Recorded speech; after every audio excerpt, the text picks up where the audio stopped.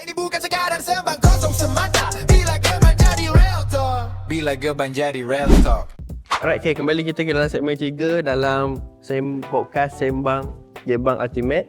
Okay, untuk dalam segmen yang kita ketiga ni, kita nak soal jawab lagi lah dengan kita punya panel, kita punya gang kita hari ni berkaitan dengan topik kita hari ini, iaitu dunia pekerjaan kepada Gen Z dan millennial ni. So tadi dekat Ariel pasal work life balance tadi kan. Okay, kalau anda katalah sekarang ni walaupun Gen Z ataupun semua orang dah mengadaptkan work life balance tu, tapi still juga akan ada orang yang macam dia burn out dengan kerja dia, dengan pekerjaan dia. So apa lagi sebab reason dia? Maybe kalau banyak je sebab, antaranya maybe environment toxic ke, ataupun pressure daripada senior dekat situ ke, bos ke, macam tu lah. Kalau macam orang dulu, budaya lama dulu kan, dia orang macam tak ada work life balance sebab dia orang lagi pentingkan nak tingkat ke jawatan, nak naik jawatan lah macam tu. Dia nak tunjuk kat bos yang dia orang suka buat kerja semua tu kan. Lepas tu dia orang macam tunjuk lah yang buat OT semua lama-lama sampai malam. Kalau Gen Z ni biasa kebanyakan saya baca dan saya nampak lah dia orang macam tak pentingkan semula tu. Dia orang lagi pentingkan nak live je. Kiranya macam, ya macam siapa Zati cakap tadi, kita orang nak gaji je. Memang betul pun, kita orang nak gaji. Kiranya tapi kerja siap, ikut due semua. Tapi gaji masuk macam tu. Tak ada lah macam nak pressure lebih-lebih dekat kerja. Mungkin apa soalan kau tadi, Arif tadi? Kenapa still burn out lah? Maybe sebab tu lah, pressure daripada orang atas lah. Panel lain ada soalan nak tanya? Maksudnya Gen Z tak boleh pressure lah. Boleh nak pressure. Dia dah pressure guys. Gen Z boleh je pressure, tapi jangan macam lebih-lebih. Maksudnya kita orang dah bagi apa yang kau nak kan. Kita orang dah bagi dah apa yang diminta. Macam tu. Tapi macam maybe macam mana? Cuba talk sikit. Pressure lebih-lebih tu bye-bye lah. Kita orang akan cari company yang kita orang jenis tak jilat bos. Kita orang fikirkan mental kita orang je. Kita orang tak berjilat-jilat semua ni. So kalau macam over nak tekan-tekan kita orang tu, caw lu lah, gerak lu. Jangan nekan-nekan. Asal kerja kita orang siap, kena dengan apa yang korang nak tu, bos-bos nak tu, settle lah kan. Macam tu. So dia nak cakap yang Arif suka jilat bos. Biasanya benda ni mesti dia suka jilat bos. Dia orang nak jawatan tu dia jilat-jilat bos. Kita orang tak. Kita orang asal dapat duit, asal dapat gaji, gerak. Okay. Mana ada jilat bos? Kita bekerja start daripada bawah. Kita kalau ikut pengalaman saya ambil masa yang sangat lama untuk nak capai satu tahap yang mungkin macam sekarang. Kalau nak tahu orang yang jilat bos ni, dia capai benda tu awal. Betul. Ikut je. Saya. Okay, taklah. Okay. Alright. Okay, berkaitan dengan expectation majikan tadilah dengan pekerja Z. Kalau pekerja tu kurang kemahiran atau skill, kenapa syarikat sometimes tak invest untuk bawa staff tu atau tim tu untuk pergi training?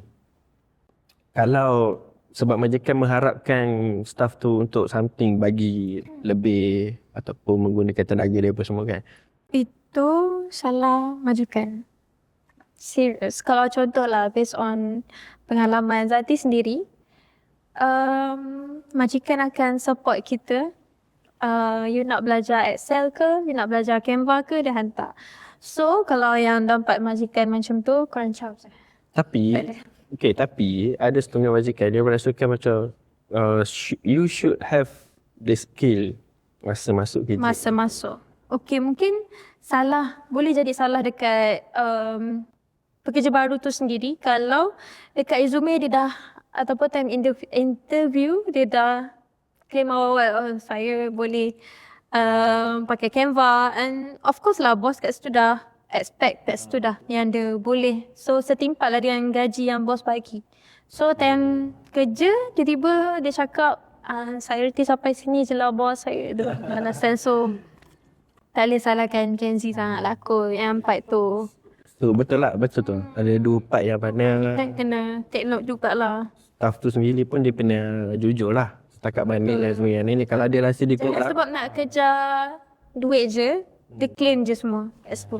Tapi sampai-sampai kerja, apa pun tak nak. apa pun tak ada, and then dia salahkan Majikan pula majikan. tak ajar. Toxic environment. So agak penting untuk setiap orang kalau sebelum nak cari kerja baru, untuk at least ada satu skills baru ataupun yang lain lah yang kena belajar sendiri ataupun ada inisiatif untuk belajar lah supaya boleh. Kalau itulah cara kalau nak demand lebih sikit. Nak tambah sikit pasal yang tadi tu. Tambah banyak sikit. Tambah banyak sikit. Nak tambah sikit pasal tadi. Boleh je nak pressure Gen. Oh, dia balik dengan yang tadi lagi. Boleh, tapi gaji kena Setimpal lah. sama lah dengan apa yang pressure ni. Kalau macam pressure buat ni, buat tu, buat ni, buat tu. Tapi Tu- gaji macam gitu je. Maksudnya pressure tu disebabkan buat kerja yang sama ke atau buat kerja baru? Tak adalah macam buat kerja lain daripada skop kerja. Ataupun macam lebih-lebih bagi kerja. Padahal macam tu lah.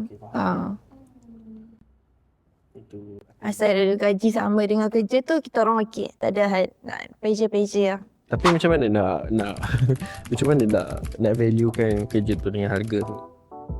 No. Ini tak ada dalam skrip.